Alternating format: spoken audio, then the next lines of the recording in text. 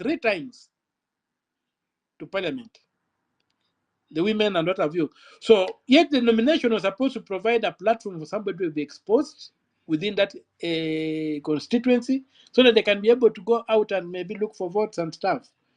So, we really need to look at the question of the architecture, the policy framework, the legal framework for political parties. Then we might now end up with a situation whereby once we democratize political parties, by making it easy for very few people to form a political party and run, then a question of leaders staying on in perpetuity will not arise. So we'll be able to replace leaders based on their performance. The police that they cannot, there was a ruling that they cannot use demonstrators, epitomizes the problem we have with the rule of law in this country. There's no way you can enforce the law by breaking the law. And the Inspector General of Police, who has command responsibility over the police, should personally be held accountable for the violation of this law. So they need to have him in contempt, and I think from listening to the group,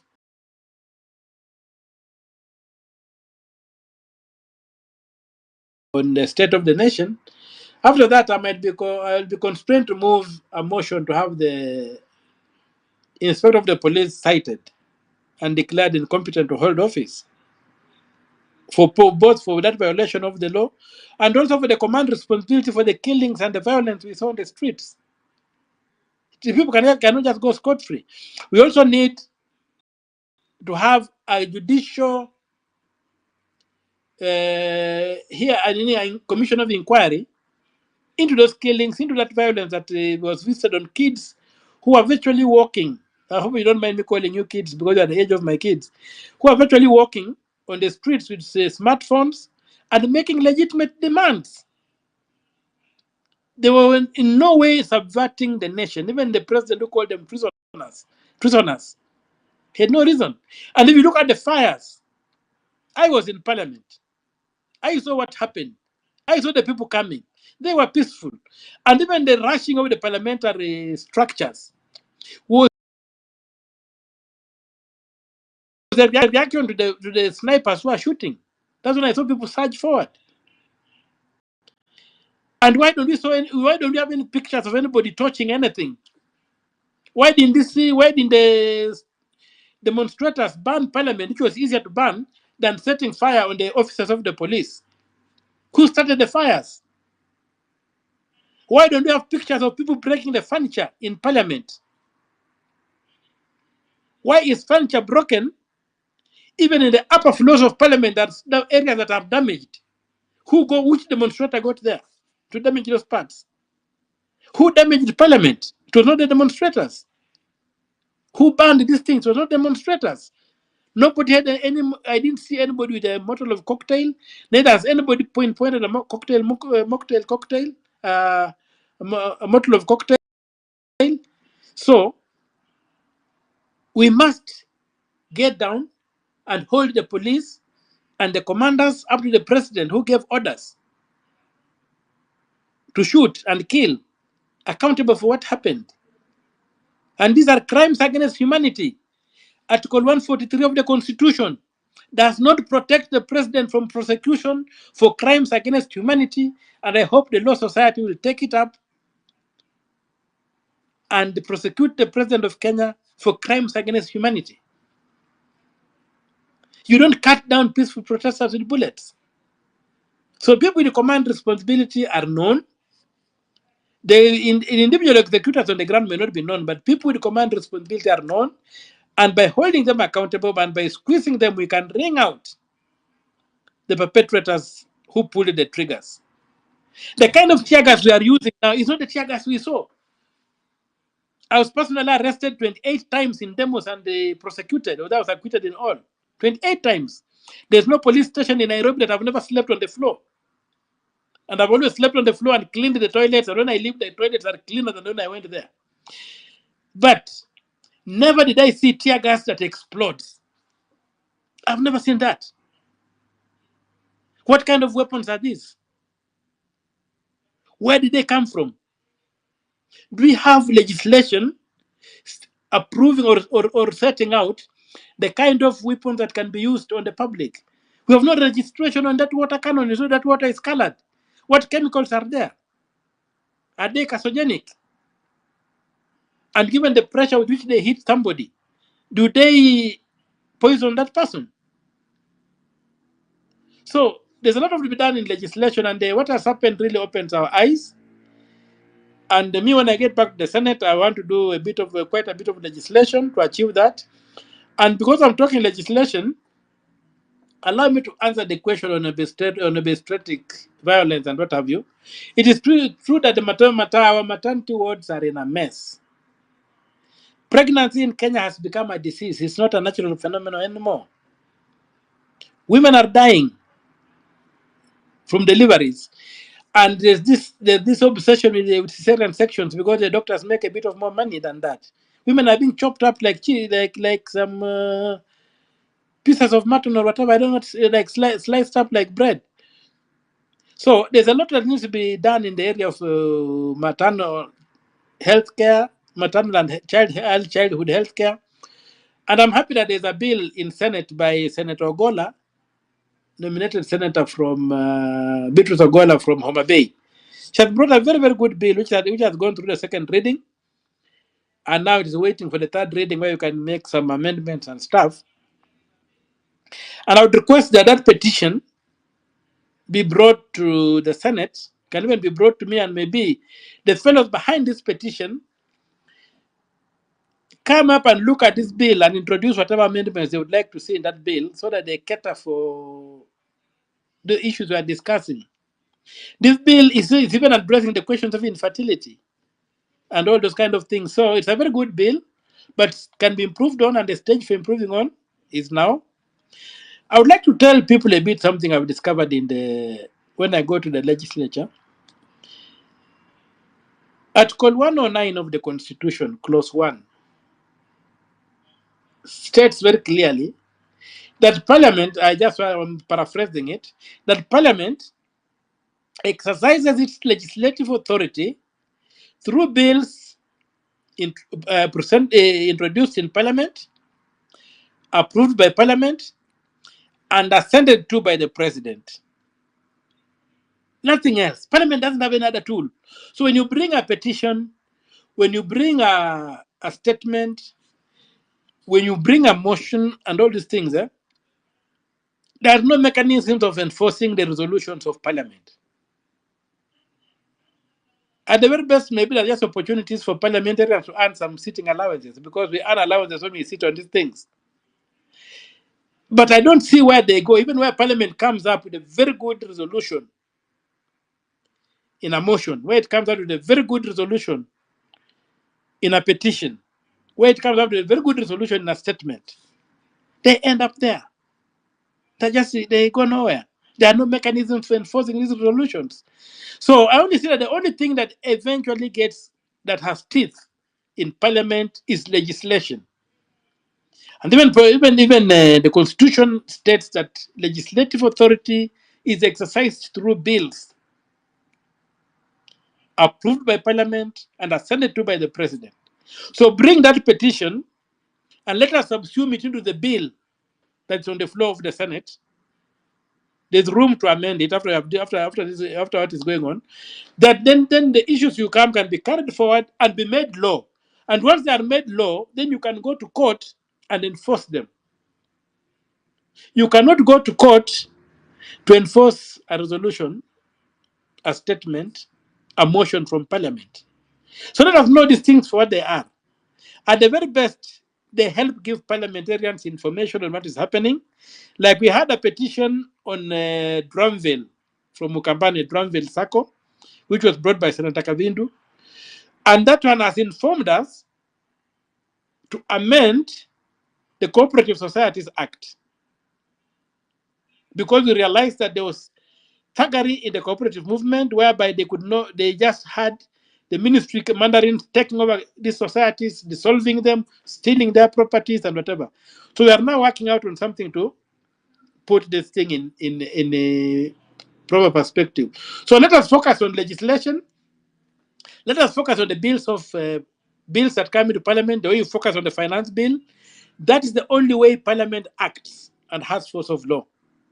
But with petitions and others, at very best, can inform the legislature of what things people are going through. But the findings and resolutions in the petitions of themselves go nowhere. So that petition, please, bring it to the Senate. You can send it to me. You can send it to the clerk.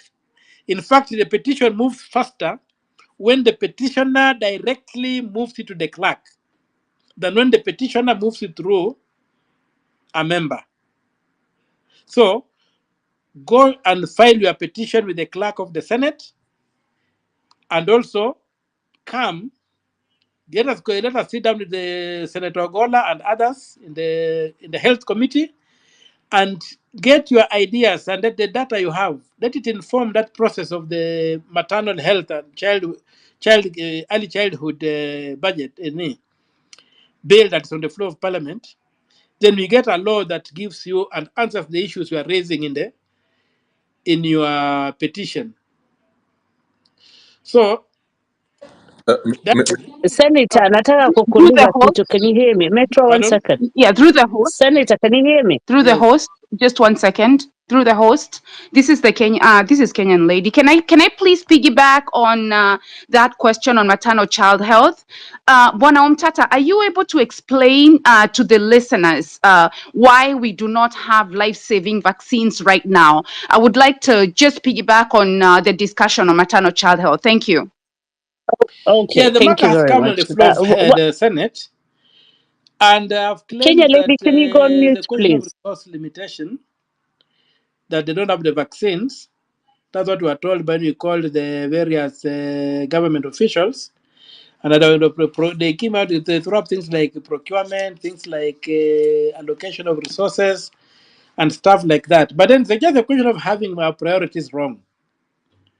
And it's not something that should be allowed to happen at all, because we are losing a whole generation, and the diseases that have already been wiped out in this country are going to re-emerge, because we are surrounded by countries where some of these diseases are prevalent.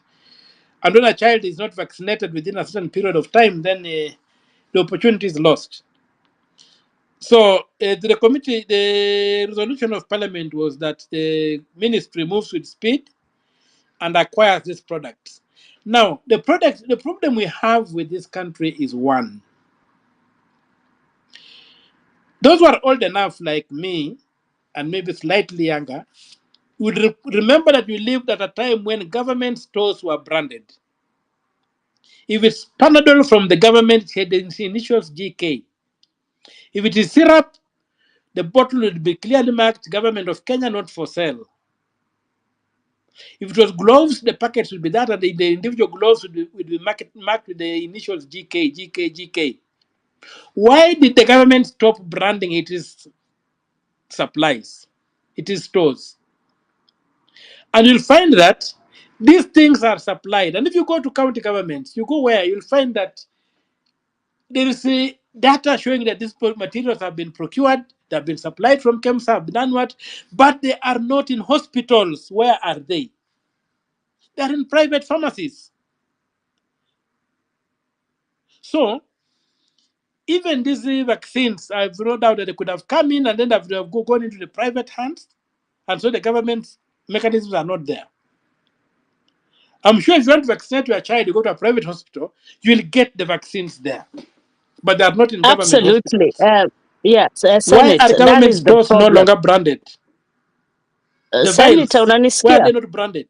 So that you can know somebody's using a vial Kenge, that is from the mnanisikia? government of Kenya. Hannah, interrupting him. He's talking. Yes. Continue, Senator. Sorry.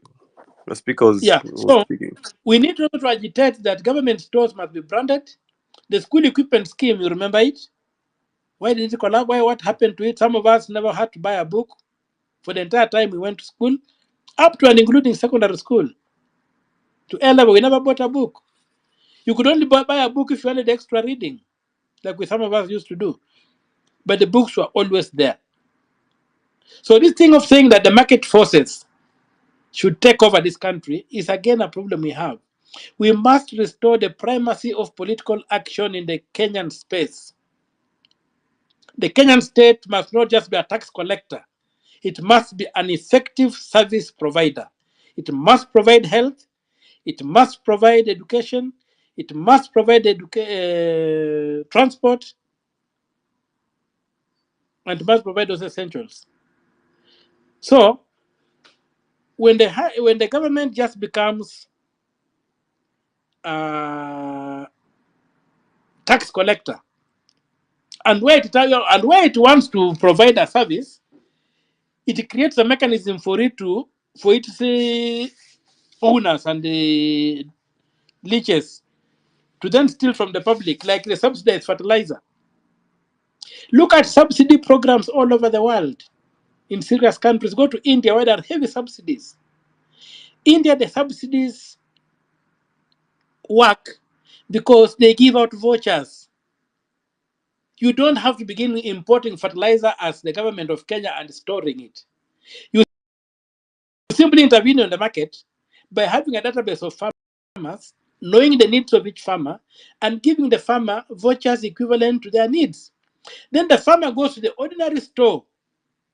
If the fertilizer is 7,000, and you have subsidizing it to go for 2,000, you have a voucher of the remaining 5,000. You give the person a voucher of 5,000, you take your fertilizer, you pay the 2,000. The shopkeeper will go to the government and redeem his voucher. He's paid the 5,000. That way you avoid the government having to import things, having to store things, having to do all these funny things that we have. The things are there. You come here and we mess up everything. It's like if I came to your house and I want to answer the call of nature, and I'm from the village, I'm used to traveling a kilometer to go to the toilet, and you tell me, no, just go to that room, help yourself. Then I help myself, and I come back, I say, wow, this is a miracle. Today I've been able to answer the call of nature within a house. Then when I go home, I want also to build a house that is self-contained. Then I go home, yes, and I build a self-contained house, but I choose to locate the toilet in the living room. What am I doing? It will not be functional. I've gotten the design completely wrong. So one of the big problems again we have in this country is a design problems. It's a design problem. We take noble ideas and fail them by designing the implementation in a wrong way. So they fail. We allow these interlopers. We allow these cartels and what have you. So on the question of vaccines, I think that's a question of that failure to brand government stores. Vaccines are bought and they disappear into private hands. The vaccines are available in the private sector. They are not available in the public sector. The private sector is a market sector making profit out of our misery and what have you. And very few of us can afford it. And so what happens? The majority of the people go without essential services. Article 26 on the right to life is meaningless if a child cannot be vaccinated at birth. It's a total violation of the rights of that child. The rights of children in the constitution are also violated. So it's a very, very painful area. And I think maybe that you raise it, maybe within this act that's being made, we may need to make it a criminal offense for a child, for a facility that provides maternity services, not to have these vaccines. So that's how they answer that. If I can go to the next.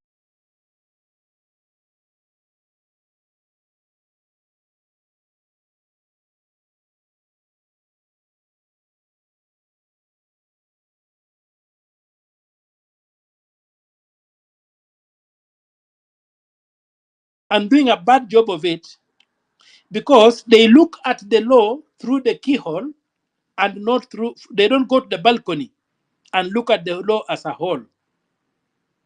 So when a judge says that the elections are expensive, what does he have in mind? He has a paper election in mind. He doesn't have a digital election that may not even require mobilizing people to go to polling stations. He doesn't. He doesn't look at the fact that a recall can be done through platforms, and the IBC needs to have a digital register.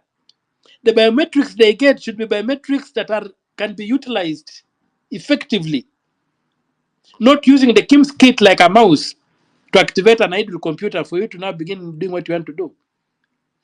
The IBC should be able to give us a KIMS kit whereby voting is very easy and simple. You don't have to be spending billions of shillings on an election. So if that is done, if we can get the architecture in the election process correct, and we get a digital platform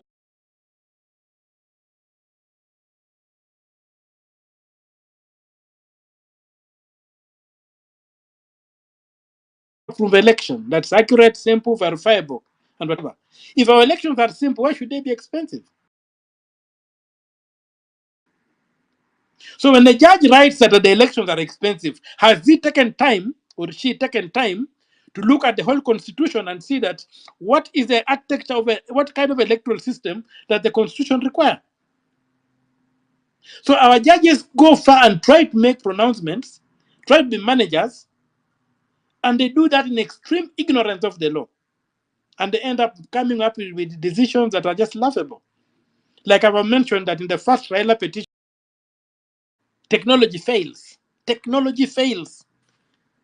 Technology is based on the laws of physics. How does it fail? The fact is that technology can be compromised by three things. One, the Court of Care pronounces that technology fails.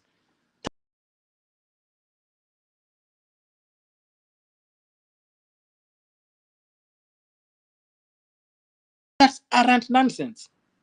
So we need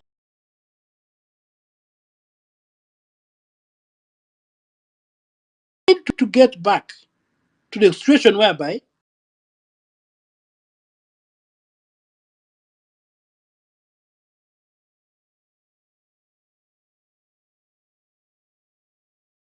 common sense as managers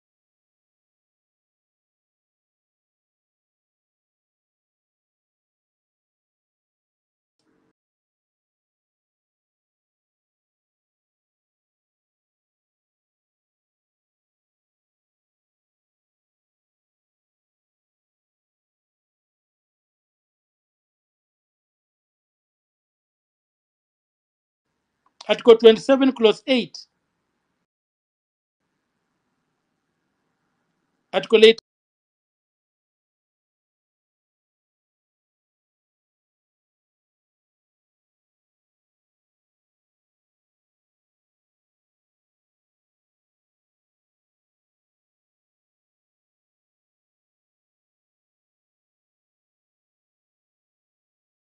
Supreme Court up to when it was pronouncing it that there was a gender rule in the Constitution.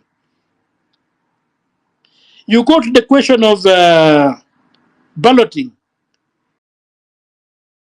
and the Constitution does not provide for spoiled ballots, they become managers. They begin saying, okay, you have spoiled ballots. Do they count or don't they count? Arrant nonsense. The election should have collapsed on the fact of the judges realizing that the election did not meet the threshold. The election had spoiled ballots because the election was manual. The architecture and the Constitution is digital. You can't have a spoiled ballot when you vote digitally. Those are the issues. You have had the question of referenda. You're required to raise a million vote signatures. A million signatures being verified manually will take the DCI, I think, 10 years to verify. But if they're digital, they'll get a gadget, the gadget will do it in 5 seconds or 5 minutes. So the entire architecture of our constitution, even the public participation, if you had a digital voters register and whatever, people would be able to vote digitally on issues and have a referendum almost on everything that we are legislating. So that is the problem that we have. The Katiba Institute case, the judges overreached themselves. They acted by incurium or in ignorance of the law, and that one for me needs to be appealed, but I don't know whether an appeal will go any further because it seems to have the same problem. And I think the Law Society of Kenya and others the judges are members of the Law Society, they need to do refresher courses for judges, especially on the technical areas of the constitution. We are getting judgments that are horrible on the technical areas of the constitution, so that our judges should not become managers, they remain judicial officers. If they want to manage, they want to try to pronounce management positions, then let them do that with the knowledge of the entire law. The next thing I want to speak to, the conflict of interest bill. It really was mutilated in the Senate. And the problem that has been in the Senate sometimes that we have got things just pushed through. There was a time, if I may give an example of what happened to the floor of the Senate once, we had the impeachment of the Siaya governor, where the government side, which was the passed a motion, he should be impeached. And it came to the floor of the House. And then somehow phone calls were made, and the government side was going to shut down their own position. Something had changed. We had the IBC Amendment Act, which came from the National Assembly with a lot of issues. And the Senate arrested those issues, and people put their foot down, made proper amendments, captured a lot of the things that ended up with the demonstration that killed the people in parts of this country, saying no IBC, no reform, no IBC. We had put all those things, rejecting what had come from the National Assembly. Our chairman, I'm a member of the JLAC, the chairman went and read the document, our report on the floor of the House. No, we submitted the report on the floor to the Speaker. We had a special sitting. It was during December. We had a special sitting. The Senate was on recess. We were recalled for a special sitting to pass the IBC bill. When we got there, we noticed, some of us noticed things were not going according to plan, because on the order paper, in the morning session, they'd put things that we had not been notified about, some which were not in the Gazette, which was also wrong. They said now the bill will be read, the paper will be tabled in the morning, but then it will be debated in the afternoon, the report of the committee. So we went prepared, ready to debate this motion and to justify why we felt that what had come from the National Assembly, they was not up to scratch, and we needed to deal with the question of how the IBC should be constituted. Having done case studies in the US, case studies in the UK, in most of the European countries, in Japan, in Australia, and whatever, to inform what kind of bill we need to be able to do a proper electoral body. Having looked at even our own history, IPPG, having looked at Brazil, having looked at South Africa, and especially the countries that have a presidential system like us. There are only four. I think it is the US, Nigeria, Kenya, South Korea, sometimes the Philippines. So we were able to be, our secretariat had done a very good job. We were properly informed, and we got a bipartisan position that we are going to vote in a certain way to force these changes, so that what the National Assembly has done is revised. When the afternoon came and we heard the quorum was confirmed, before you could speak, the Speaker called on our chairman to address the House. What the chairman is supposed to do at that stage is to is to read the report, so that there can be a motion on whether we adopt it or reject it. But wonders, our chair simply stood up and said, we are withdrawing the report. First of all, you can't withdraw a report from the Senate. Once you table it, it's a property of the Senate. It cannot be voted, it cannot be rejected by a vote, or it's accepted by a vote. So it was withdrawn. Our attempts to protest were killed. The Speaker said the paper is withdrawn. The law is passed as it came from the Senate, and there with no amendments. So it went, it was signed into law, and you saw the violence that came from the Azimio side, the demos and all that damage. And you wonder how a chair, now when you ask the chair, he confides in you that, well, he was called and prevailed upon to do that. He also believes it was wrong to do that. So these are the situations that you find yourself when a parliament has been captured and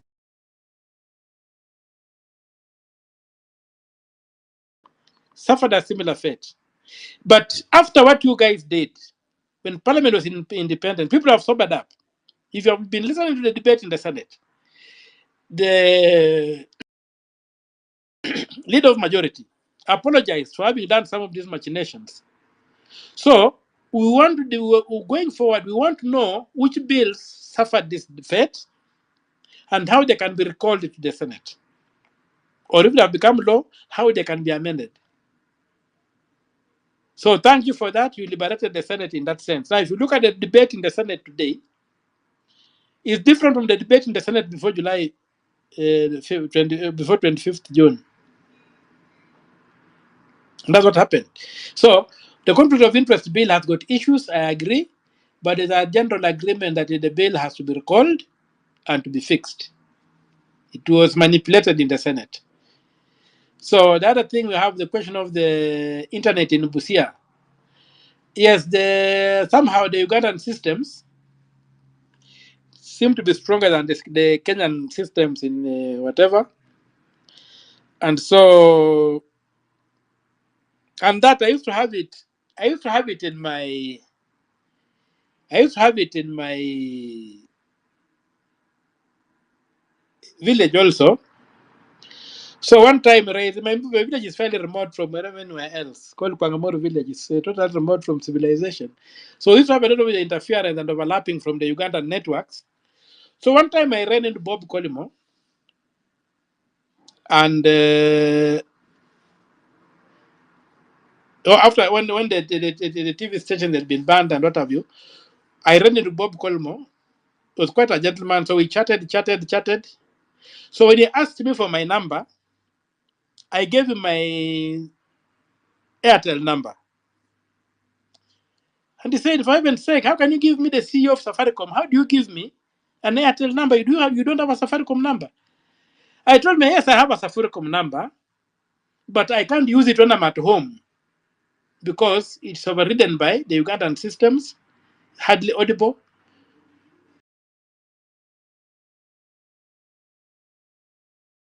And sometimes by whatever. So he asked me, where is your village? So I told him my village, where it was.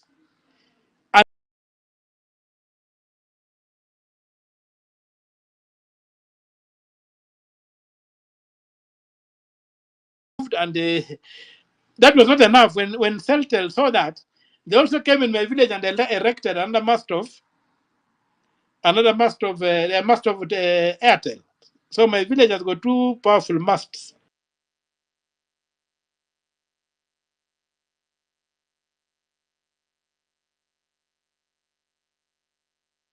Been able to use this what do you call Wi-Fi when I'm in the middle of my village because of those masts being there. But it's in the middle of nowhere in Busia. So the problem of Busia is marginalization. Even if you look at the power that we have in Western Province, I think it's 11 kV or something like that. So we are heavily marginalized as a region. Those who are old enough to remember that at one time Idi Amin claimed the boundary of Kenya was in Naivasha. That's when Jomo Kenyatta sort of began looking over this side of the country. Even TV stations, when we began, we used to receive the TV from Uganda. Even my father's telephone, the post office box number, when we were growing up, was in Tororo, Uganda, box 8, Tororo. And we used to go on bicycles every Saturday to go and pick letters, check if there were letters in my father's mailing box, box 8, Tororo in Uganda. So you'll find that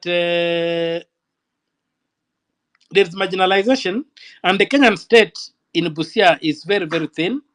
If you go to the waters of Lake Victoria, the Kenyan state is hardly visible, with Ugandan fellows coming and terrorizing our fishermen, fisher folk, and what have you. So the absence of the Kenyan state in the border areas is a thing for concern. Even the boundary of Kenya was varied somewhere in Busia by Idi Amin when there was a complaint and he built a road and the boundary shifted.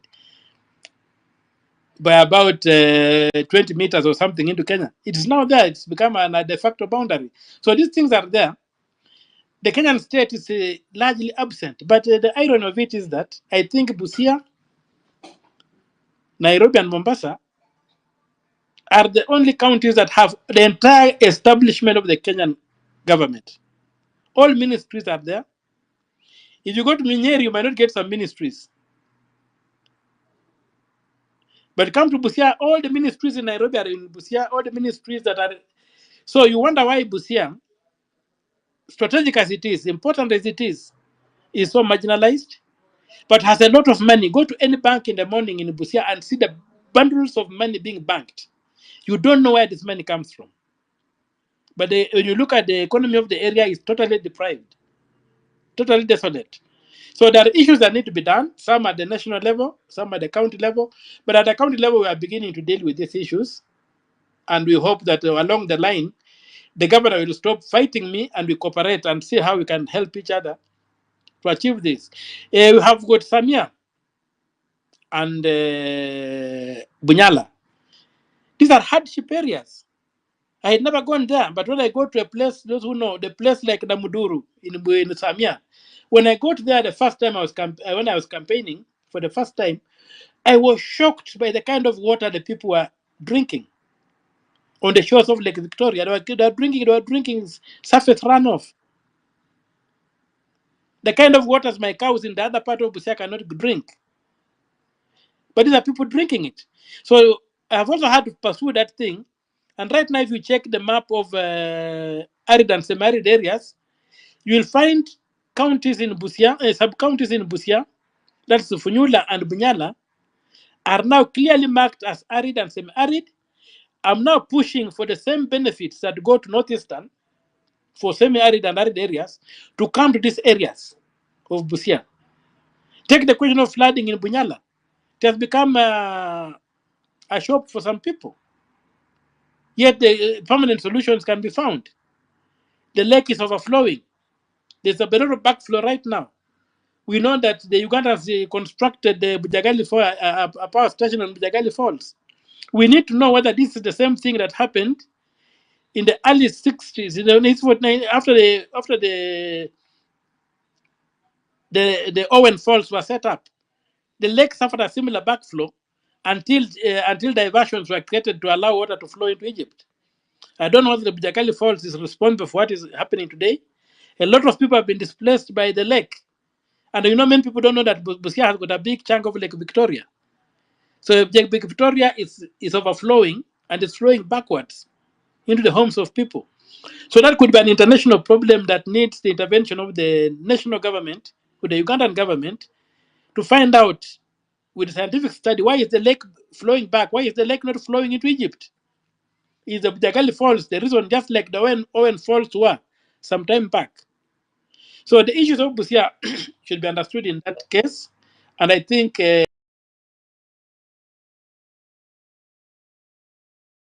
some of them I'm able to tackle and I'm trying to tackle.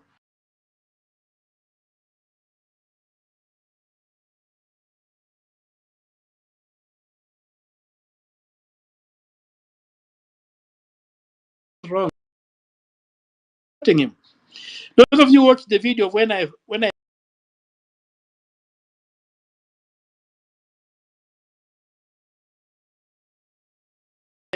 spoke to the president in Busia last year, telling him follow the law.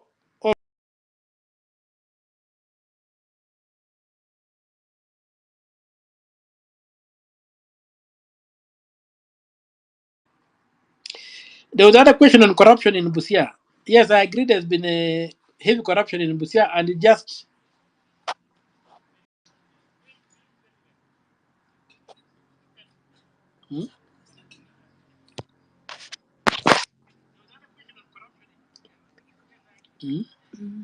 Corruption in Busia is interfering with you, Senator. Afro, how do you want to take this further? Maybe we can give Senator. I think what we do, corruption is Hello, Senator. You can hear me? endemic in Busia, just like it is in other parts of the country. And the question of law enforcement, the Office of the Auditor General is compromised. They just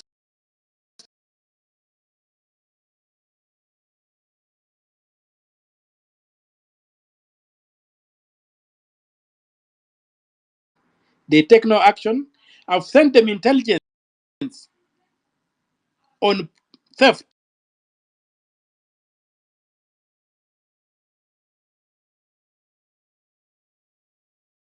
The SDR that I got documents illegally, you can't use them. I've got a lot of court documents that I have that I acquired illegally from whistleblowers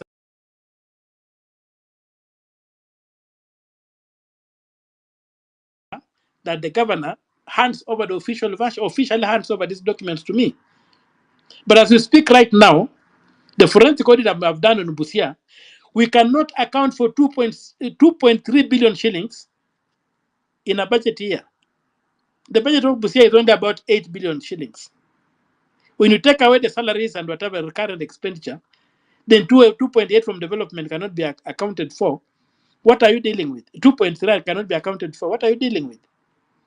But that I cannot use it in court. I cannot use it anywhere because the court say you must acquire this document through the front door.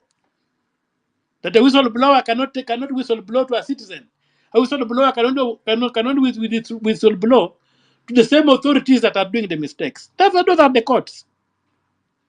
That's what they have done. So they have totally contained the constitution into the old order. So I've got a lot of documentation on corruption in Busia. Even so, last time there was a break-in in my office, but I'm also.com in a way. Most of these things are on the cloud. So whatever was taken did not compromise the information I have. So, but I cannot use that information in any effective way until I go to the courts and say, give me this information. When you write to the governor, when I wrote the governor saying, give me ABCD, tell me the amount of money you found on the accounts of the county government when you took over, and how did you account for it? Give me this document. How come this vehicle, which was rejected by your former, which was supplied by people close to yourself, which when brand new at Isuzu Kenya, goes only for 5.6 million shillings,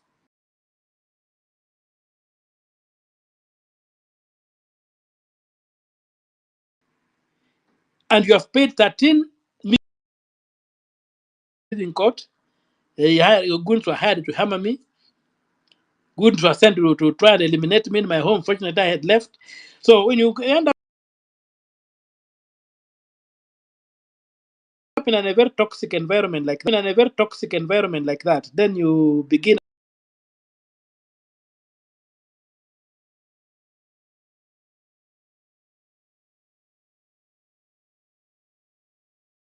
use it. And like the SGR things that they was condemned for having got in the illegally, I still wonder whether I got them illegally. Because these things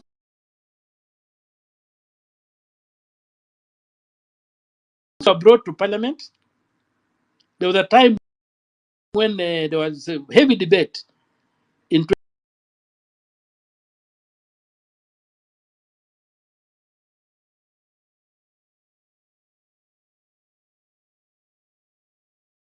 photocopy for me. They said if they got paper, they could photocopy the documents. So I went, I got paper, I bought paper, I brought to the clerks the documents illegally. And this was a public forum where people attended, and MPs who represent the people were looking at these documents. How did those documents become illegal? After the deals were made, that's when now people, when they came from lunch, I think some sweetheart deals have been made. The documents were mopped up and taken away. And when you tell the court, this is how I acquired these documents, they say you stole them. Documents tabled and are confidential. I don't know now. Then what's the purpose of public participation if what is document tabled there cannot be released to the public? If it's confidential, the committee should go and come to the public. How does it become confidential? And then you realize the last time The Supreme Court made a ruling just before they banned Ahmed Nasir from appearing there, senior counsel. They made a ruling in which they dedicated a whole paragraph, 49, discussing me, saying that I'm embarrassing the court. And I'm going to take drastic action if I don't stop. I was a party to the litigation. That issue was not before the court. The court never told which video it is they had seen on social media of me condemning the court. The only thing the court that I mentioned on social media is when the Justice Lanaola attacked him that he had seen a Cyprian Nyakundi claiming that I had said I don't know ABCD. But I've never known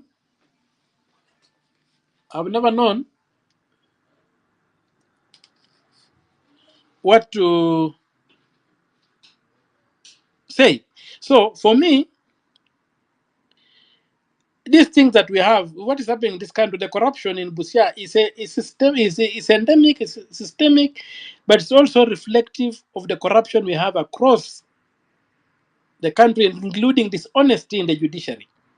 The last time Senator, please allow me to interject a little on one suggestion with regard to that question of evidence illegally obtained. Yeah. Do you think it's time to move an amendment to the Evidence Act, to the Ethics and Anti-Corruption Act, so that we make exceptions for evidence? Because how else will you acquire evidence of corruption? It's not like these guys will come and give you evidence of them being corrupt. Is it time to amend maybe the statutes that are there, which protect that issue of using evidence that is, acquired in a questionable, quote unquote, questionable manner? And then when I have the mic, because I won't have the opportunity, a friend of mine has asked me to ask you, with that issue of recalling MPs, isn't it better to test that constitutional provision, even using that judgment of Katiba as it is right now? Because already I am aware some constituencies have begun the process before we begin looking at the issues of where the judges overreached and became managers rather than stating the law as it is. Sorry for interjecting. That's all. Well, I think it can be Yes, done and because I if think you 2 can years, add the this timeline word, they gave us that almost for practical purposes, it's there. But I think the LSSK needs to simply still appeal that thing so that that restriction is not imposed. But for the current parliament, that restriction I think does not apply, except for when we go towards the close and the fact that you can only attempt once and not twice or thrice. So that's what I think I would put in terms of that. What was the other question? On the legally obtained evidence, is it time to move an Yes. amendment to the Evidence Act and to the Ethics and Anti-Corruption Act so that even if it's an exception only on matters corruption, we have an exception that you can use this evidence regardless of how it was acquired? Because corrupt people will not come and give you evidence of them being corrupt. Yes, that's I think what needs to be done. And so that also the Whistleblower Act should also be amended to show whom the whistleblower can be. Because take a case whereby somebody is working in a government institution, he has access to very, very sensitive information that is corrupt nature, not necessarily the strategic interest of the country, of corrupt nature, and he goes to Boniface Mwangi and gives Boniface Mwangi that information because he has got confidence in Boniface Mwangi. He's not trusting the police, or he believes that even if he gave to the police, he may not go anywhere. The police themselves are in handcuffs from those who control executive power. So, could it be legitimate for a whistleblower to give Boniface Mwangi a document? So, and I think also the Evidence Act needs to be amended to allow for a ring-fence provision whereby citizens can inform other citizens on corruption, and the document then is tested on its validity, on its own veracity. Because these are documents saying ABCD has happened, it should be able to be adjudicated. We do not have just like the Article 40 Clause 6 says that you don't have a right to stolen property. People should not use this to have a right to stolen property by making it impossible to have evidence produced against them. So the Evidence Act need to be looked at. And that's why I was saying that maybe people are more better endowed than myself. People have gone to law school, people have studied these things.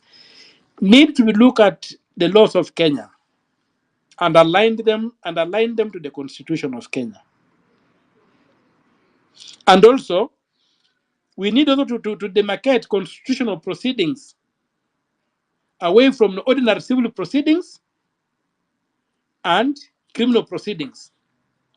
The failure to separate constitutional proceedings from ordinary civil proceedings is the other problem we are having. That largely, constitutional proceedings are handled under the civil procedures, which are limited to an extent that are protecting individuals. Constitutional proceedings are public law. The government has no rights. Rights belong to people. The government has only the mandate, is a duty holder, is a duty bearer where rights are involved. So that provision can be ring-fenced, that in constitutional proceedings, how evidence is acquired is not important. What's important is what does the evidence bring to the case.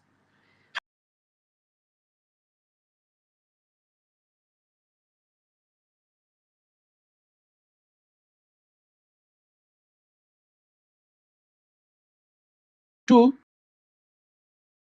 of the Constitution which lie outside the Bill of Rights. What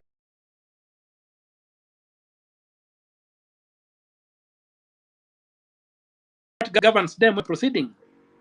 Are they still the Mutunga rules? So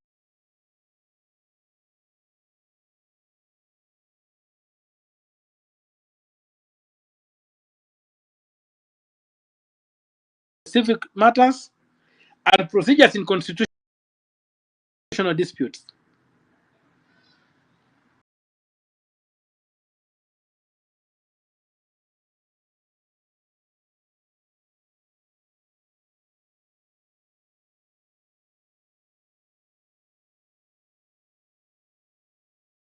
Police ruling on the use of certain gadgets during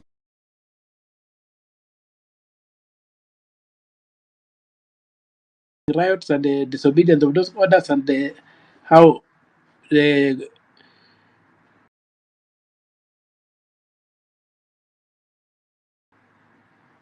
fellows are supposed to be held accountable. I have institute. The last question is that, will I run for president if the people say I should run for president? My answer is why not? But not run for president because I want to be president, but run for president because the people think I'm the best driver of the vehicle that I've invented. If there's a clear vehicle that wants to turn the vehicle, that wants to turn the now, nothing is ruled out, nothing is ruled in. Everything is possible, because I'll tell you, when you are at war,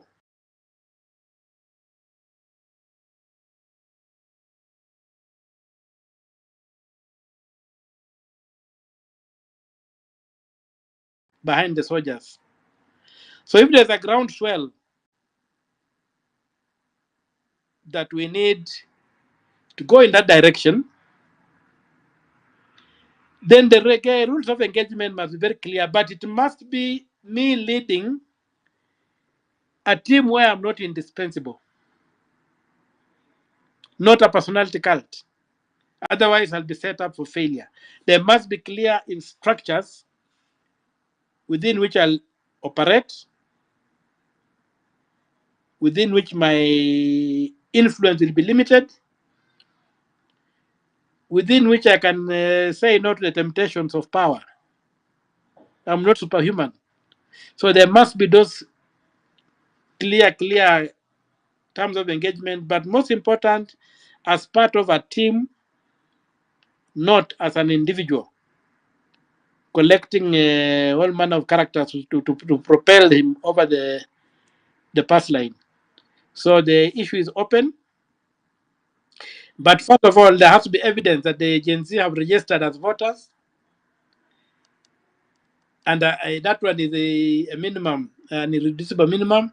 There has to be change to the way elections are done, that the presidential election will be declared at the constituency and not at Bomas, and then what remains just aggregation of what happened. We must have a digital election. If those things are in place, I comfortably run for the president of this country if the people of Kenya think I'm the best candidate within the particular moment to do so. But we must work and get ourselves to that point whereby we have tamper-proof elections that can be declared in real time without those who cook election having times to manipulate and interfere with the elections. That could be my answer. Afro, I have another question to the senator. Can I proceed? We need to get a fresh someone to ask a question. Let me ask. Let me just ask, because it is the issue that kuna issue aliongelea and I really want to get it done. So can I proceed? Okay, please ask one last question. We have many people. Okay, then just a minute. Okiya Umtata, you talked about Busia airstrip. There is this area from Busia kuanzia Tanaka. From Tanaka, when you go all the way to Roadblock, that area is where we term it as the airstrip. But the area right now have people building on that land, yet it is government land. People have grabbed it. As the senator, what are you doing to ensure that we still have an airstrip in Busia? The other issue is if you go to Busia Korinda area, there is this area in Korinda where the government had moved market just opposite Busia prisons. That market since then has never been functional because there are people who wanted to get rent from those people that were buying shops. I tried to purchase a shop there in I tried to purchase a shop there in 2022, but 2021, 2022, but I was not successful because I was told bring money so that we can give you a shop. They were asking for 150,000 to give me a kiosk that place. I declined and bought a shop just close to Roadblock. The other last question is Okiya Umtata, right now we are having a revolution whereby the president was speaking about budgets and borrowing. Don't you think you legislators are earning a lot of money which should be cut at least to around 250,000 shillings per legislator so that we can create more jobs and create more income for the country? Because we have to live by our means. We should not go out borrowing. What is your take on that? On the salaries of MPs being cut? Thank you. Sawa. Thanks, Six. I think, Senator, there was a lady who had been trying to put a question through. Hannah, are you ready to give your whatever? And I can see Mariam also has her hand up. Yes, thank you, Afrocentric and Chege. I think you couldn't hear me, so I had to drop out and come back. Thank you, Afro. Senator, thank you for a very informative and lengthy description and discussion on matters that you were asked. But in regards to the last question, if I may start there, but I wanted to talk about something else. There is no safeguarding the evidence. I don't think would do anything much if we are not giving any incentives to the whistleblowers. That's number one. Number two, whistleblower protection.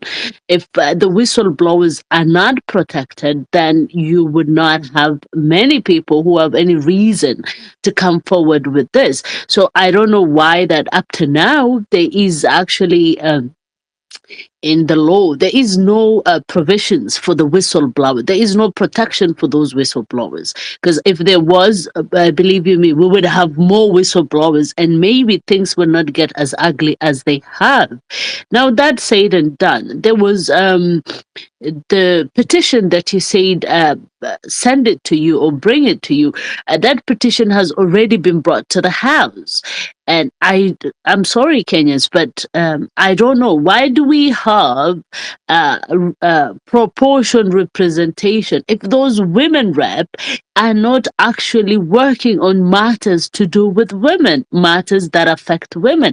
They're there, and they're supposed to be at the center of legislations making that affect directly or indirectly affecting women. So for me, I think that also is a failure. I don't know how other women in Kenya feel, but I think it's a man's world out there. Yes, the government have tried. They've said women representation, a proportion representation. They've allocated some seats for us. This was actually Western propagated, but is it still delivering for women? I do not think so. If this bill is there with the woman Senate and it's still not being touched, there's a lot of decisions and there are a lot of policies surrounding women's right that the government, people who are representing women are actually not on most of those caucuses. And if they're there, they're actually overpowered by the men in those caucuses. So I don't know how our representation in this houses where the legislations are made is helping us, because you would see some caucus are more men than women, and these are decisions that are being made that affect women directly or indirectly more than the men, and women are not there despite the allocation of seats for women. So back to you, Senator. Thank you very much. Mariam? Oh, thank you. Thanks a lot. Good morning, Afrocentric. Now, I had two questions. One of them was when it comes to the county budgets, kindly, Senator, how much of it is allocated to salaries? That is, I would want to know how much of it is allocated to the wages and operational issues. And then the second question I had was around procurement. You know, when we're talking about corruption, we talk about it very vaguely, but we don't pinpoint where the money is lost when we say corruption. I think most of the money is usually lost in procurement. So do they use County Procurement Act, or do they use a National Procurement Act? And I really hope he could answer me directly so that I can give a follow-up question. And the next thing I wanted to ask him is how can he streamline the... Procurement is done by the national legislation. There's no county legislation for procurement. Or the act itself? Yeah. So is it possible for us to have it on a county level? Because, for example, when I'm looking at your portal right now, I'm not able to access your tender documents because they're restricted. And we know that the counties lose a lot of money in, of course, wages and in the procurement. And how they lose it in the procurement is in the inflated bills because of the kickbacks and all that. And we know why people do kickbacks. So is it possible to streamline the Procurement Act on the county level?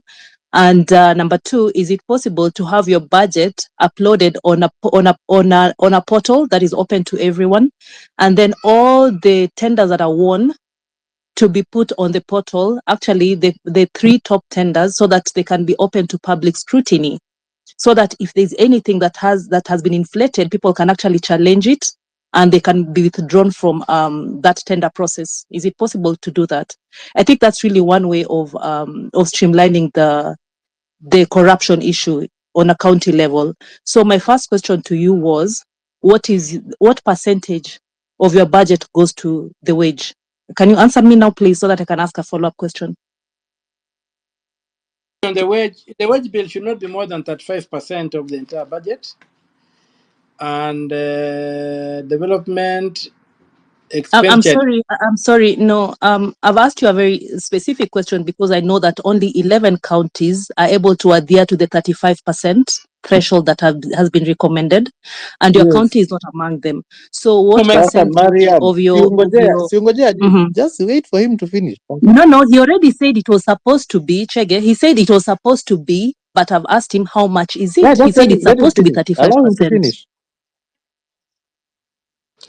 Yeah, no, I think I've gotten her question. My account is not among them. I think my account is in the 40s, about 48%, but you don't have the latest audit because the audits that you have sent from the control of budget is a 2021, 2020, 2020, 2021 audit. That's the one I've been able to scrutinize. I'm currently scrutinizing the budgets from 2022, the 2022, 2023, 2023, 2024 budgets, because even the reports from the county, from the Auditor General, are not so clear. So I've had to retain the services of a private firm, which I've paid 2 million shillings from my various allowances to be able to do a forensic audit on those books of what you have been able to get, including what you have been able to get illegally under the table from the treasury and from wherever. Even from the county, some officials have given us some documents. So we're subjecting them to a public audit. And that's why I was telling you that in that public audit, we are having a problem with about 2.3 billion where it had gone. And right now, we have not reached to audit the current state of affairs in the county assembly because when the employment, the county board is also opaque. You don't know who is employed, you don't know who is not employed. It's very difficult to know what has happened there. So among the documents we require to be given to us are also documents from the county, the board, the county public board.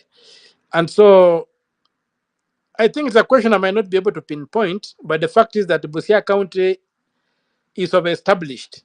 But also there's another problem that the counties are facing, that where people are looking at counties as employment bureaus. And I'll play the advocate devil and say that most governors are terribly under fire for employment. And these are politicians who go and look for votes and make all these funny promissory things. And I think that was a mistake because when you remember, what could cure that? Could be to centralize some of these employment opportunities so that they are done by the Public Service Commission. I don't know. Could be a wrong proposal, but there's a problem in employment across the country. And given the failure to have industries to industrialize this country, then government remains as the single largest source of jobs. So everybody's looking at the jobs. Counties are not proactive in creating an environment for investors to come and invest and create jobs. There are very, very many opportunities, even in Busia, for this kind of things. But you'll find that they are not tapped. And so what remains is that the county governments have to employ. Another thing with the percentages, if I look at in real terms, I think Busia in real terms is performing under 35% of the revenue because a lot of revenue is being lost. On source revenue is being lost. There's no way that Busia County Council, before the constitution came in, was aggregating something up to 800 million shillings annually in collections. The county government came in, the figure continued diminishing. We are now doing about 100 million a year, 100 to 200 million a year. If you compare to the Kenya Revenue Authority, which was almost at par with the county council, is doing about 1.5 B in terms of revenues. So it's not acceptable.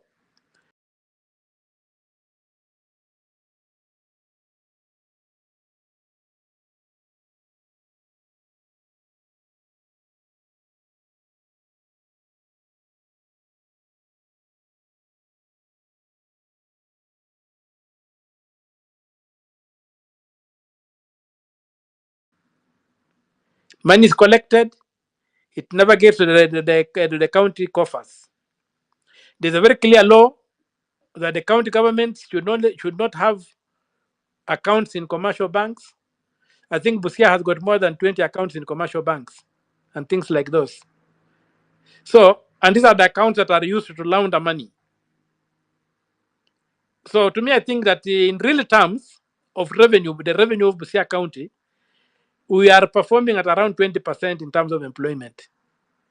Because if you look at the figures of the county government, the county council, the local authorities, compared to the figures of the devolved county governments, it's not acceptable that the county government should be collecting less than those local authorities, which had less business, the tickets were cheaper, the opportunities were less. If you look at even the growth of the towns, it should be collecting over 1 billion shillings. Busia County should be collecting over 1 billion shillings. Even the estimations from the government, the control of budget and the others, show that the Busia should be collecting over 1 billion shillings. And I believe they collect over 1 billion shillings. But this money never gets to the coffers of the county. So that's where we are. On the issue of the airstrip plant, as I told you that the maps in Kakamega, I think they're totally doctored. I don't know, I'm not a land surveyor or whatever. I don't know why the maps are different. I had to go to the survey of Kenya to get the maps that could show that Busia had an airstrip. There are very many things, even things of design. Somebody decided to come and put a prison in Corinda, right inside town. Why do you have a prison in town? It is sitting on about 50 acres of land. Why should a prison sit on 50 acres of land inside town? And this is a town that is a border town that cannot grow towards Uganda. It can only grow backwards into Kenya. So why should you have a prison chewing up 50 acres of land in the CBD? The prison needs to also be relocated to somewhere else where it can be of use. And then the land be released to enterprise. So the case I have against the Busia airstrip, it covers, as I told you, I did a research beginning in 1952. The question was that Parliament had validated the ownership of the airstrip land by the grabbers and had even started a process of compensating them for the same land. If the Kenya government wanted to use the land as an airstrip, they should compensate these people. There's a report of Parliament, there's a committee of Parliament that sat and made that resolution. So to overcome that, and these things were brought to Parliament, to court, to show that this was it, I had to go back and look at the records outside government records. And I was able to reconstruct a very, very clear narrative that showed that Busia did not just have one airstrip in Busia town, it had an airstrip in Funyula, it had an airstrip in Atamukura in Teso, which have all been grabbed. So out of that, I was able to get that when Alupe Hospital was made a regional center for diseases covering East and Central Africa as a center of excellence for diseases, there was need for that airstrip there. And the local people donated the land. They were not even paid for the land. It was not a compulsory acquired. They donated the land. They were only paid for cassava. What they were paying 1 cent per cassava stem. And that's how they ceded the land to the colonial government, and an airstrip was established which was serving these people. When an aircraft crashed in the, is it 2013? Is it 2013? No, 203. When an aircraft crashed in 203, I think it was 203. That's when machinations came up and people began saying that the airstrip was not viable, what have you.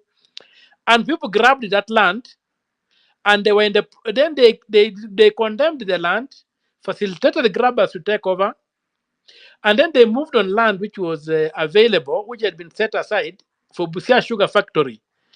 83, it was 843 acres of land.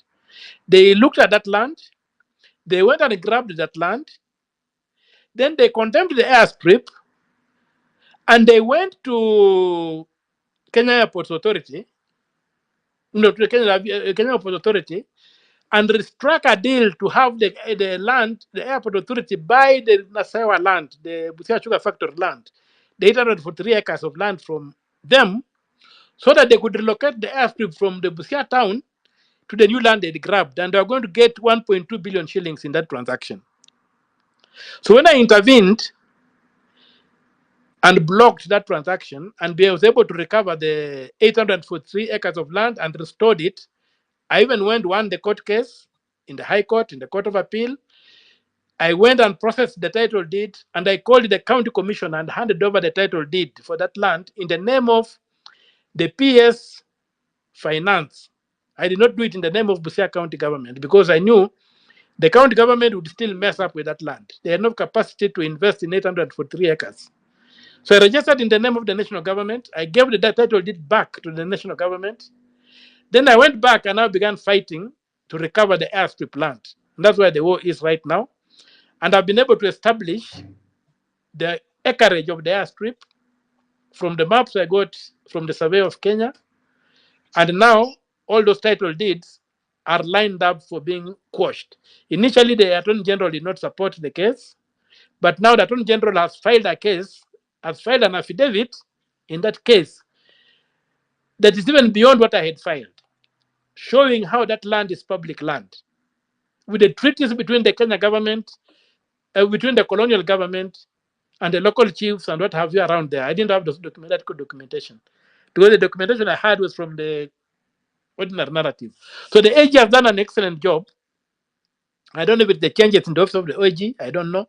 But they have filed an affidavit that has now basically where I sit. I can say that there's no way that land can remain in private hands because the record clearly shows it's public land and it's 30 acres of land. Now, the question is, can that land still be used for an airstrip? And my position is that it may not be viable for an airstrip because around it, because it was neglected, private developers with legitimate lands have since put up buildings, story buildings. Also, it is right on the border. The aircraft has to overfly Ugandan airspace sometimes before it can get to the height it needs to fly. Also, it has to go to Ugandan airspace when it wants to land before it can land. So we may need to look for alternative land in Busia, and Busia has a lot of land where the airport can, and I think Busia needs an airport, not an airstrip, because it can cover eastern Uganda, it can cover Uganda, eastern Congo, and the Sudan. You can have an international airport there, which will bring in a lot of revenues from these countries. Instead of talking about an airstrip, you have an airport, and this land is available. But then once the land, if I succeed in my case, and I hope I'll succeed, and the land is recovered and restored to the county government, the 30 acres that the airstrip sits on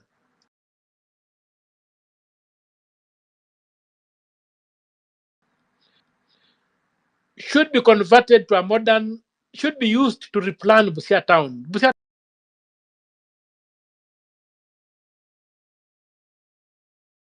And then maybe the people within the Busia town be given models, the owners of land, and be told, well, you're given about 5 years to upgrade your buildings to this kind of structure, or you lose ownership.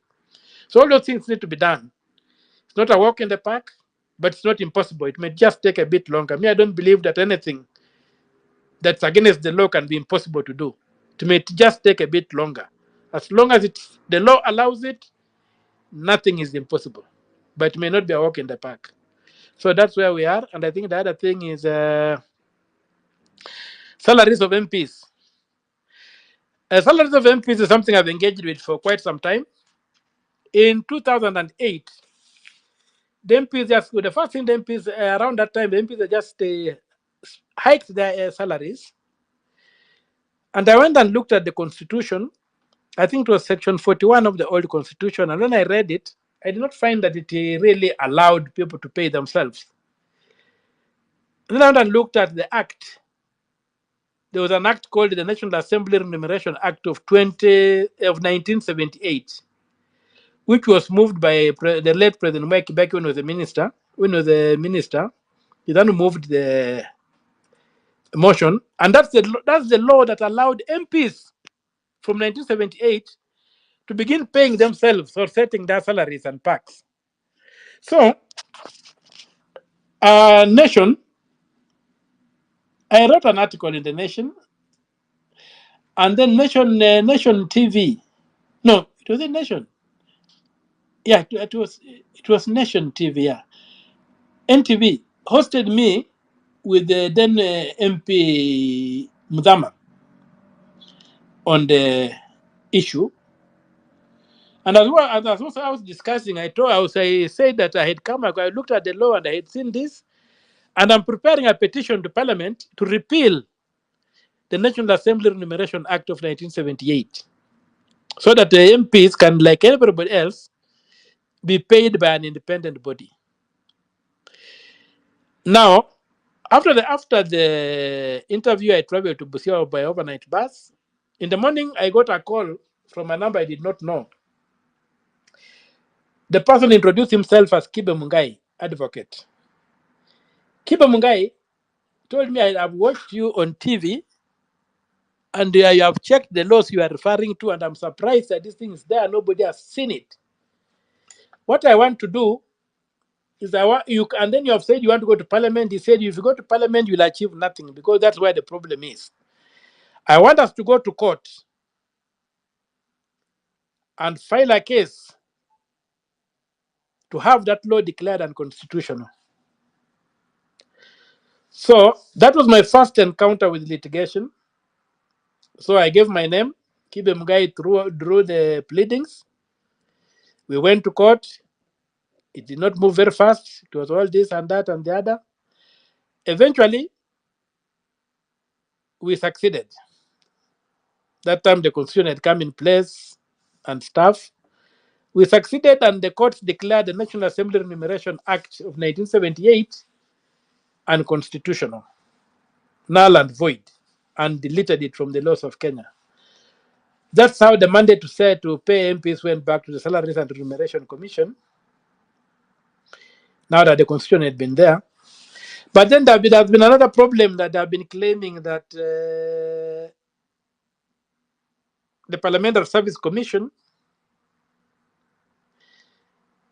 should have a free hand in terms of the packs and what have you of the MPs, and not the Salaries and Remuneration Commission. But my reading of it is that the Salaries and Remuneration Commission should have a free hand to set the salaries of all state officers and to direct and or guide the government on the salaries of other public officers. In fact, for state officers, it is to set their salaries. It's for the public officer that it performs an advisory role. But for state officers, the Salaries and Remuneration Commission should set salaries of state officers. MPs are state officers. The issue of the housing allowance, the MPs voted themselves. I went and litigated, and I was able to recover money from each MP. And the last time when MPs went for elections, most of them were broke because money was being recovered from their accounts out of a litigation I did and won to say that you cannot pay yourself. So that's housing, whatever was taken back. Now the Salaries and Remuneration Commission is in charge of setting salaries of state officers and advising on salaries of public officers. My argument has always been this: the salaries of the president and the salary of the sweeper, there must be a formula connecting the two. And maybe one should not be more than 10 times the other one. Right now is n times. And if we did that we tied the salaries of the public, we made them interrelated. So the salary of the lowest paid public officer and the salary of the highest paid public officer, there's a correlation, and maybe there's a formula determining those salaries. We'll get away from this issue whereby some people are paid astronomical salaries and other perks, and some people hardly get anything to do. And tied to that, we must also get to a position whereby public institutions get away from the tender mechanisms in labor, should not be allowed to subcontract for labor. Look at the security guards working for many government institutions. They issue a tender. Somebody has gotten some very poor and desperate Kenyans, trained them how to march, put them in a kraal of some house, some sort, holds them like cattle, goes and gets a tender with NSSF. NSSF pays maybe 25,000 shillings per security guard. to this company. This company goes and pays 10,000 shillings to this person, no benefits, nothing else. This person lives in squalor, but he's exploited, he's under slavery. We might need to reach to a point whereby we say that the government cannot subcontract for labor. If you want to hire security guards, government and agencies, hire these people and pay them those wages we are paying the private contractors, and give them benefits that are contractual, so that when they at the end of their pay, they know that they have something to take home. They know they have something like this. Not the government itself facilitating the exploitation and abuse of its labor resource, just because there's something called tenders. Everybody's tendering. The government is supply. It's just crazy. Even the Ministry of Works today, I don't know if they even own a single earth mover. Where is the time where the Ministry of Works constructed roads on the cheap? What happened? We look at billions of shillings spent on roads. I wonder just why can't the ministry do it? And then we are contracting China Road and Bridges, which is a government parastatal in China. Your government is contracting a parastatal from another country to come and do roads. What the hell is wrong with us? Today, if a disaster happened and a building collapsed in Nairobi, the only Republican institution we have left is the military. It's the only one that might come with heavy equipment. Otherwise, all the equipment that will come on site will be hired from the private sector. Is that how we're going to run a country? We cannot surrender the country to market forces. That's where the problem is. So the salaries of the MPs can also not be surrendered to market forces. If you want to become an MP, you must know you are going to serve. It's a republic. It's the Republic of Kenya. The name Republic of Kenya is not decorative. It's not a decorative part of the name of this country. It means we are a government of law. We are a space governed by law.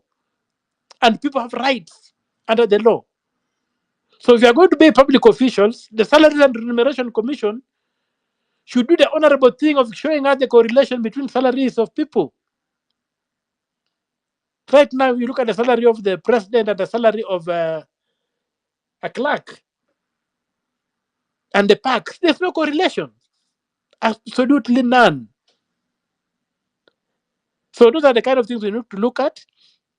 As for the question of whether or not the Parliamentary Service Commission can override the Salaries and Remuneration Commission in terms of allowances and other parts of MPs. We fought in the High Court. I succeeded. We are now in the Court of Appeal. Me and the Salaries and Remuneration Commission on one side, the Parliamentary Service Commission, and I think the AG and others on the other side, with Parliament and the Senate on the other side. When the matter came up before the bench in the Court of Appeal, one of the judges asked me a very direct question. Omtata, when you came to this court, you are not a senator. You are not an MP. Today you are an MP. Has your position changed? And I told the judge it has not changed. My position remains the same, that under no circumstances should any group of individuals be able to determine their salaries and allowances. That's the position. The matter is in the Court of Appeal. We are slugging it out. I hope we succeed, and maybe we escalate to the Supreme Court, because we are interpreting, I think it's Article 172. No, 127 or 172. I'm a bit confused on the Parliamentary Service Commission. But so be it. So I think that one, there's no justification for the kind of salaries we're getting compared to what everybody else is getting from the public service. We must create a relationship. Going to public office, you must not go. You don't go to public office to get rich.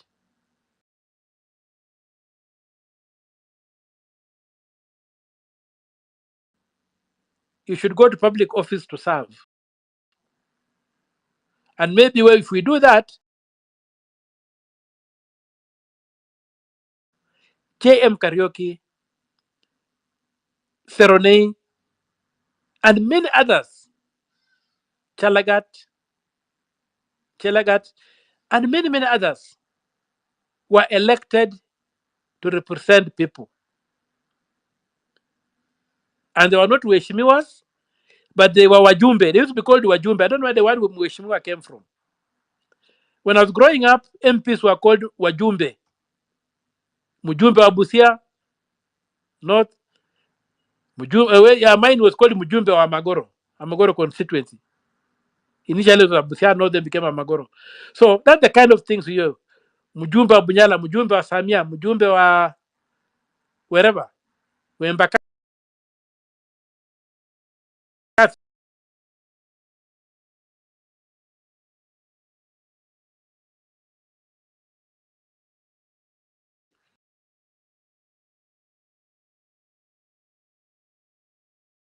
mheshimiwa wa Busia, hakuna mheshimiwa wa Kariobangi, hakuna mheshimiwa wa Kikuyu, ni mjumbe, ni mheshimiwa kivyake. You see this mindset. But also among the people of Kenya, we have got a problem. The other that I am defined by what I own. I'm defined by my character, not by what I own. So I was condemned that how come a senator is driving a small Nissan? How come? There was even a drive to buy my vehicle. I don't know where that money went. There was a drive to buy my vehicle. A vehicle worth some 6 or 7, 8 million shillings, which I said, well, if you buy me, I'll take it. I'll keep it. I'll use it whenever I can fuel it. Money was, I told at one time it reached 2 million shillings. I don't know where the money ended up. But look at that problem whereby you don't condemn the reckless road driver who was driving a petrol tanker full of fuel and nearly deleted me from this world. If he had just hit me a few inches to the side of my driver, I would not be talking today. Instead of condemning that driver who was a reckless driver and a vehicle was unfit, petrol tanker, I'm being condemned for running a small vehicle. But the reality is, if I was driving the latest V8 or whatever, I don't know these big vehicles, what they're called, I don't know their names. Even if I had the latest car, can you stand up to a petrol tanker? You can't. So road safety cannot be reduced to the kind of vehicle you drive. The road must be safe for everybody. The road must be safe for pedestrians. The roads must be built for pedestrians and cyclists. This culture where we build roads only for people who drive, and yet everybody pays taxes, must stop. People walking on foot should have roads. People riding bicycles should have roads. The very many accidents we're having sometimes today is because we have got no roads for cyclists and we have got no roads for separate roads for pedestrians. All roads are built for motor vehicles. So those are why we come to, and these are done when the society expects people to consume big, to live large, then people are saying, mimi kama senator sahi, mimi sio yule mtata wa jana activist, mimi ni senator, kwa hivyo hata nikitaka kupanda lift lazima ningoje clerk akuja abofye lift ikuja ndio mimi nipande hiyo lift. You see, so we cannot allow that. So let us also have a society that looks at it and realizes that these tools that we have, the watches, vehicles, belts, and these are just trinkets. And these are the same things that were used by the chiefs of the old to sell Africans into slavery. They were given trinkets and they sold each other to slavery. Today, corruption has become the new method whereby people taking trinkets and they sell others to slavery. They make the homeland unhospitable. That's why there was one late, there's a guy, there was a Nigerian guy who used to live here, was in civil society. He used to say that that in the early days, Africans were forced into slavery. But today, if a big ship came to Mombasa with a brand, slavery is required in Europe. or in the USA, the scramble will be unbelievable. There'll be no space on that ship for people scrambling to get to the USA, to get to the EU, to be slaves there, because the motherland is totally messed up. We must get our country back. And you people who have risen up, the Gen Z, are the people to get this country back. We must get a developmental state working. A state that develops the human resource, develops proper infrastructure, develops proper industry, so that this country can take off. And that can be done in a period of 5 years, given the kind of money, the amount of money we lost in this country. So the next thing we have is the whistleblower protection. On whistleblower protection, yes, there's a law to it, but you see, we are approaching whistleblower protection without realizing our own limitations. A country like the USA, where this concept of whistleblower protection came from, is an entire continent. The USA is just virtually a continent. So maybe like from Nairobi to Lagos, you are still in the USA. It is so huge. And so it is easy to protect people, and among the tools they do is even change identity, relocate people from one state to another, and make people disappear, but still they continue with their lives. In Kenya, our options are very, very limited. We are a very, very small space. So those who, the law on whistleblower protection, which I think we have, we need to be relooked at, and we look at what realities are there that we can protect our whistleblowers. And maybe some levels of whistleblowing might require removing somebody from this municipality to a different country, from this jurisdiction to another jurisdiction, and changing their identity so that they can have a new life there. So all those kind of things need to be considered. Otherwise, the idea of saying safe houses, what have you, to me is just arrant nonsense. If the thugs want to get you, they will even get you in that safe house. So they need a slightly more elaborate legal and policy framework to protect whistleblowers. But I also think that the whistleblower should be so considered where people release information to private individuals and tell them, hey, do you know that the last elections, the last recruitment, like just the other day, somebody came to me. I was in Kisumu, and somebody says, I've been wondering how to get you. And he walks to me with a pile of paper, and he tells me, look, if you go to this called the Kenya Investment Authority, they have cancelled recruitment of the CEO 4 times. This is the 5th time they are going to recruitment. But now they've bitten the bullet by they've decided to bite the bullet and say now they've lowered the qualifications that are required to make you the CEO of the Kenya Investment Authority. And I've removed these requirements, and there's somebody in mind whom they want to make who has failed ever through. But now even this time he had failed. And they've had to recall the shortlist, remove people who are qualified in the shortlist, and put these people on the shortlist. And please see what you can do. Now, he gave me the documentation showing everything that has happened. But because of the court order that I cannot use these documents in court, all I could do was to put a letter to write a letter to the chairman of the last week. I wrote a letter to the chairman of the Kenya Investment Authority, telling him I've got this information. What they are doing is wrong. They should recruit according to the law, or we shall have to fight over that. But my hands have such a good information that I would go to court and get orders immediately, but my hands are tied. The fact that they will tell me, the Supreme Court said you must acquire documents in a certain formula. The idea that somebody gave you documents on the street, those are the documents that were legitimately acquired, you can't use them. But that's the truth. So I had to write a letter, and I wrote the letter and served them. I also copied the letter to the president, I copied the letter to the Ethics and Anti-Corruption Commission and staff. I don't know what actions they'll take. So this is the kind of country we live in.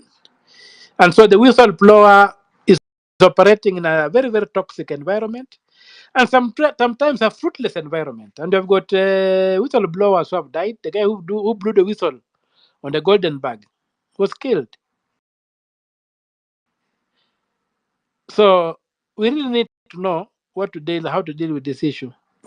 Senator The Omotata, petition, I wanted to give the chance to Professor Kivuwa Kibwana to say something.